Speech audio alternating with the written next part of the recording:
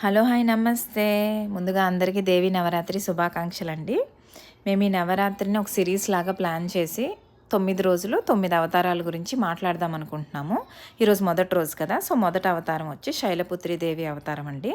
శైల అంటే అసాధారణమైన, పుత్రి అంటే కూతురు లేక అమ్మాయి అని. ఈ అవతారంలో వాళ్ళ తల్లిదండ్రులు వచ్చి హిమవంతుడు, మీనావతి అండి. మనం అందుకే ఆవిడని డాటర్ ఆఫ్ మౌంటైన్స్ అని కూడా అంటాం, ఎందుకంటే వాళ్ళ తండ్రి గారు హిమవంతుడు కదా. ఆవిడ రైట్ హ్యాండ్లో త్రిశూలం ఉంటుంది, లెఫ్ట్ హ్యాండ్లో లోటస్ ఉంటుంది. ఆవిడ వాహనం వచ్చి నంది వాహనము.